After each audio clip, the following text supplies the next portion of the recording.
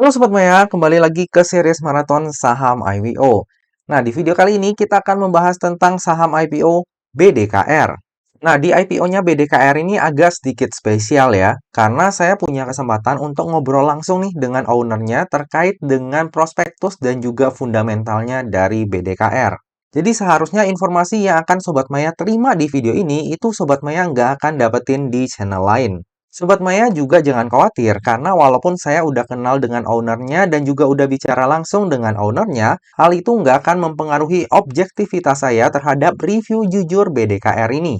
Jadi tanpa panjang lebar lagi, langsung aja kita bedah prospektusnya BDKR. Jadi PT Berdikari Pondasi Perkasa atau BDKR ini didirikan di Jakarta pada tahun 1984 dengan spesialisasi di bidang pondasi, perbaikan tanah, konstruksi dermaga, pengangkatan berat, dan juga penyewaan kren. Para pelanggan dan customer dari BDKR ini terdiri dari berbagai macam sektor dan industri, seperti infrastruktur, utility, industrial, oil and gas, mining, petrochemical, properti, dan juga renewable energy. Untuk lebih lengkapnya tentang bisnis BDKR, Sobat Maya bisa tonton company profile-nya di link YouTube berikut.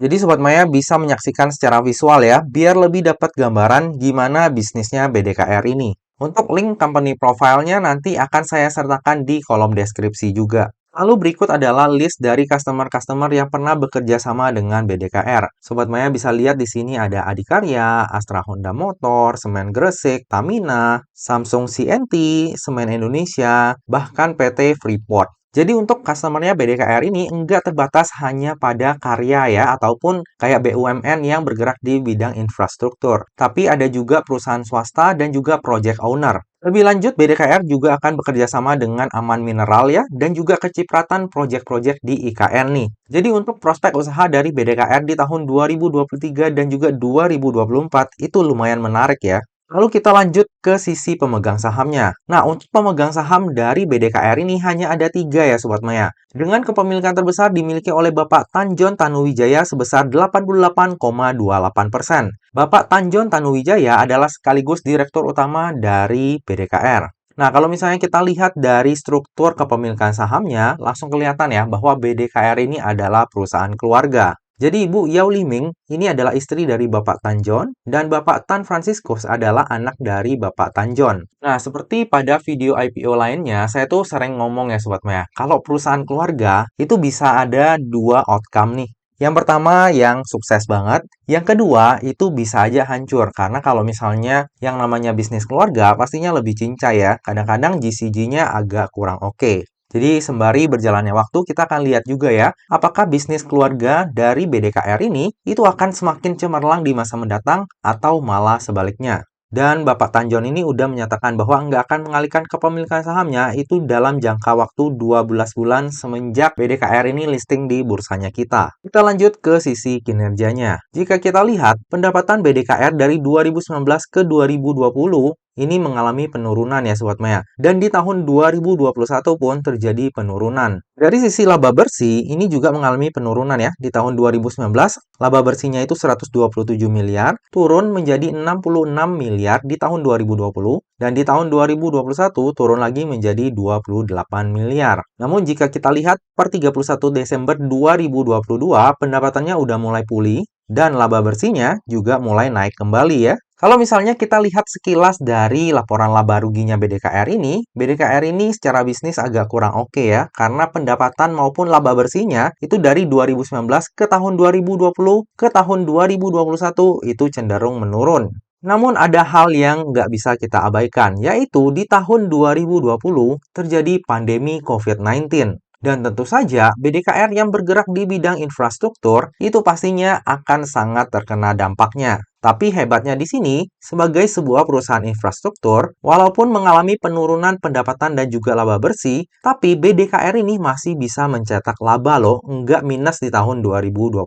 Dan di tahun 2021 pun masih bisa mencetak laba. Lalu di tahun 2022, setelah terjadi pemulihan ekonomi pasca pandemi, BDKR ini udah mulai ngebut lagi.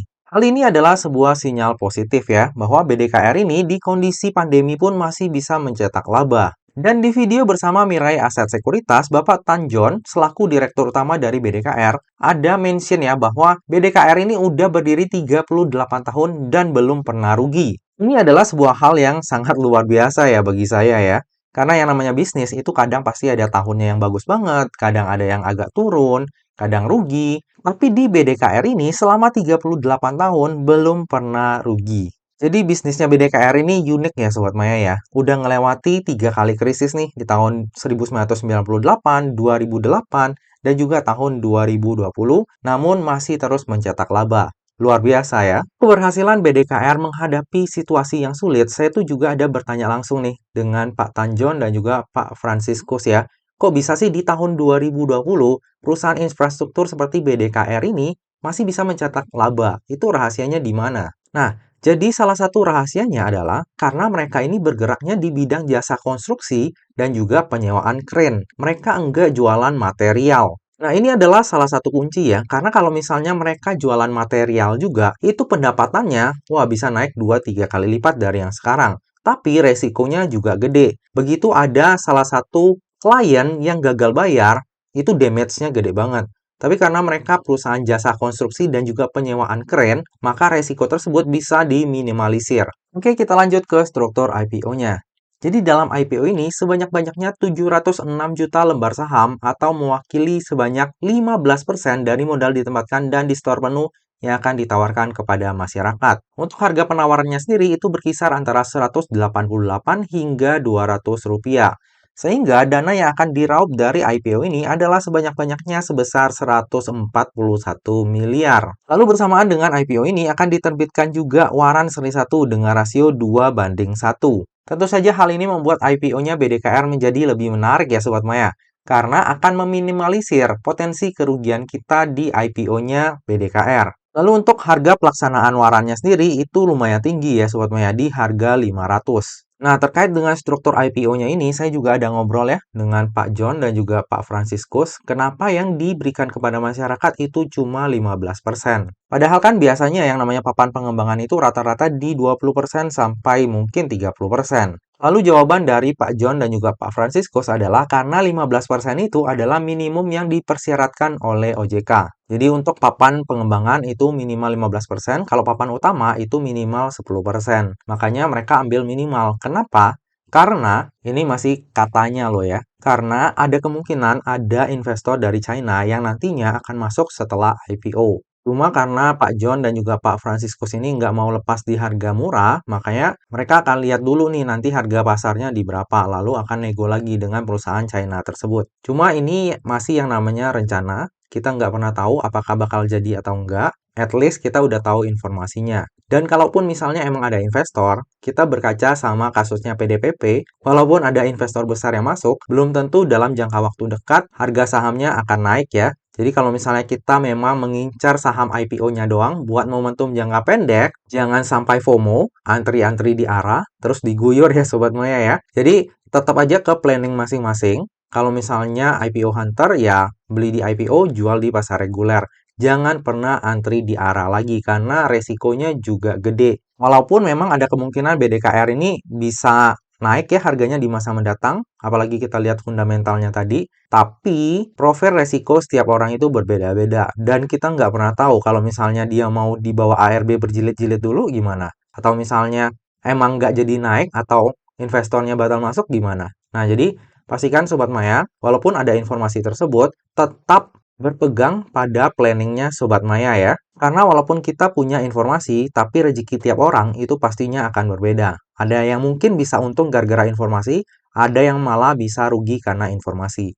Jadi, think twice dan think wise ya.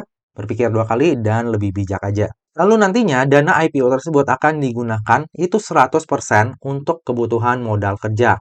Antara lain gaji dan tunjangan karyawan, pembelian perlengkapan proyek, biaya langsung, dan lain-lain. Nah, untuk tujuan penggunaan dana IPO-nya ini agak kurang greget ya Sobat Maya. Karena 100% hanya digunakan untuk OPEX. Nggak ada yang digunakan untuk CAPEX ataupun untuk ekspansi usaha dari perseroan. BTW, kita kembali sedikit ya ke struktur IPO-nya yang 15% tadi.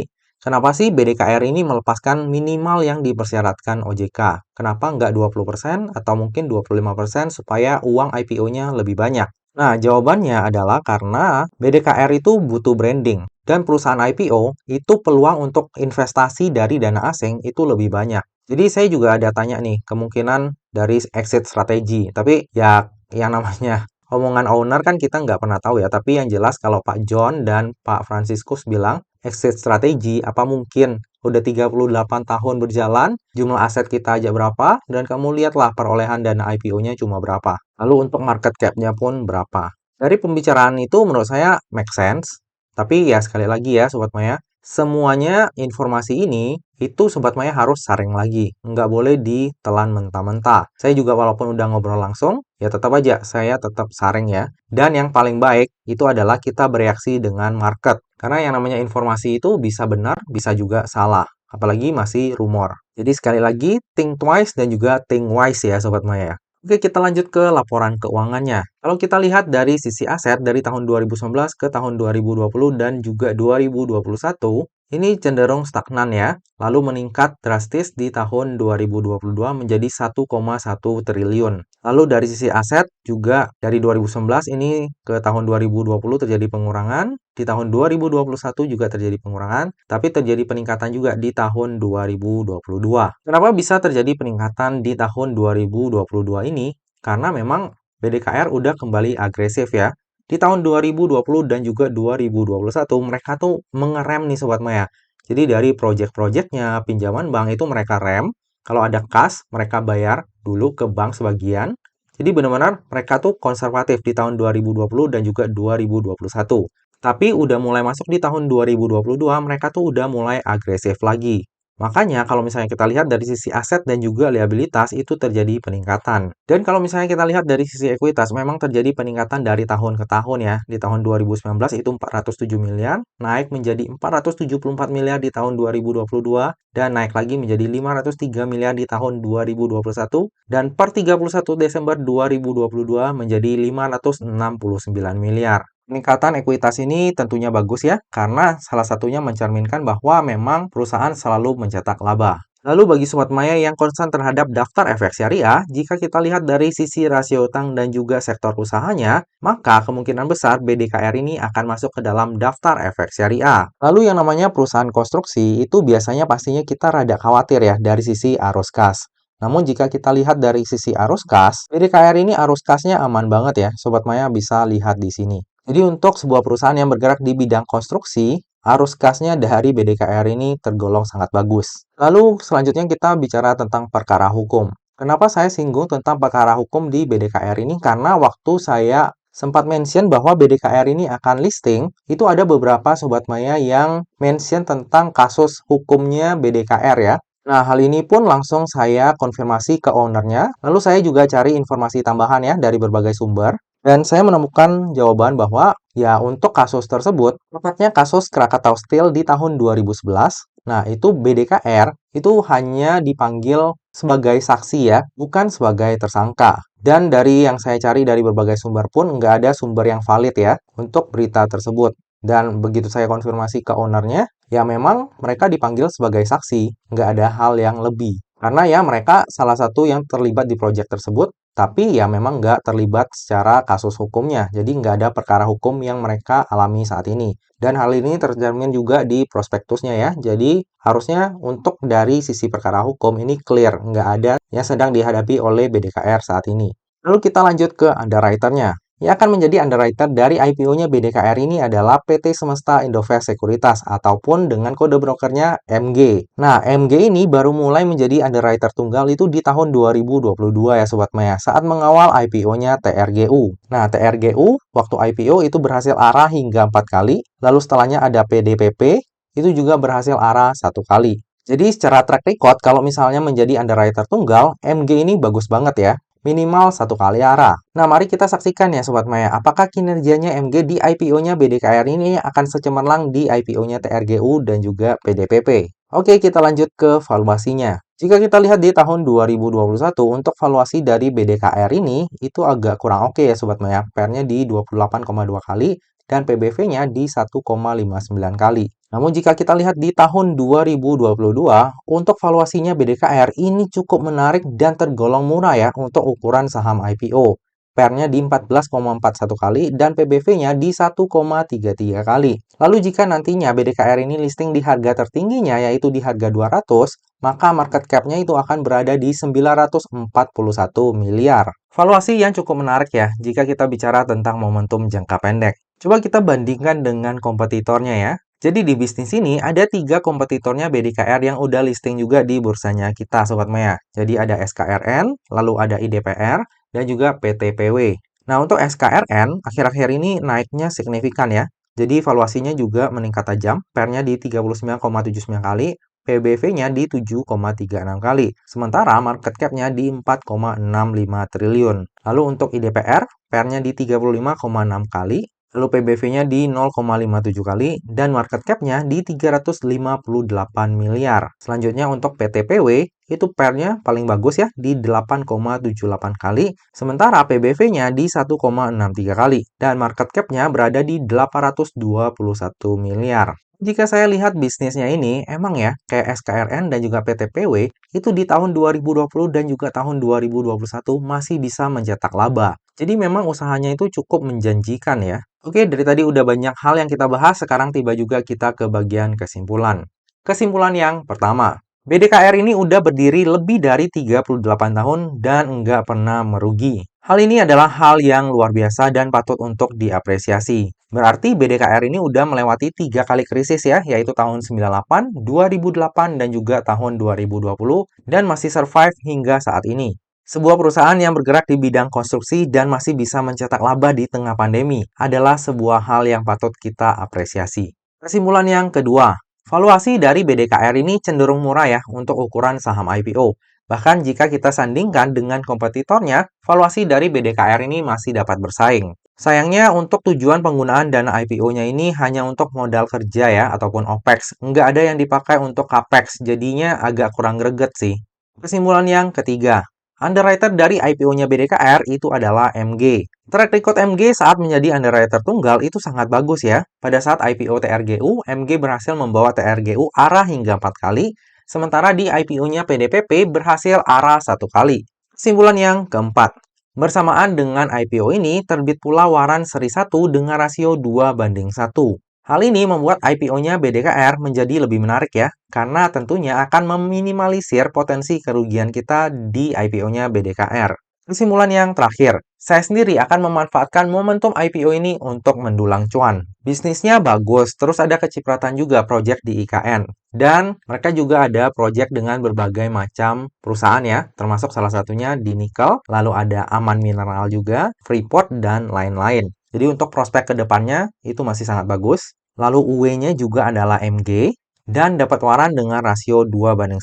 Jadi secara momentum jangka pendek, BDKR ini sangat menarik. Cuma apakah bakal dibawa arah berjilid-jilid atau langsung dibanting di hari pertamanya listing? Itu nggak ada yang tahu. Cuma sepertinya kalau misalnya kita lihat secara prospektus ya, kayaknya bakal banyak deh IPO hunter yang ikut andil di IPO-nya BDKR. Jadi kemungkinan besar mungkin penjatahannya bakalan dapat dikit. Tapi seperti biasa ya Sobat Maya, jangan lupa bahwa yang namanya saham, terlebih saham IPO, itu nggak pernah luput dari yang namanya risiko. Jadi pastikan bagi Sobat Maya yang mau ikutan IPO-nya BDKR ini, itu pastikan Sobat Maya melakukan order sesuai dengan resiko yang siap untuk Sobat Maya tanggung ya. Lebih lengkapnya tentang pemesanan saya akan saya share di tab community ataupun IG saya pada saat masa offering nanti. Nah Sobat Maya, demikianlah video review saham IPO BDKR. Semoga aja video ini dapat bermanfaat bagi Sobat Maya semuanya dan dapat menjadi bahan pertimbangan nih. Apakah nantinya Sobat Maya akan ikut IPO-nya BDKR atau enggak? Nah Sobat Maya, demikianlah video kali ini. Akhir kata, jangan lupa untuk selalu jaga kesehatan, jangan lupa untuk selalu bahagia,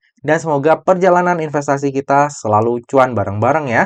Sampai jumpa di video review saham IPO selanjutnya. Dah!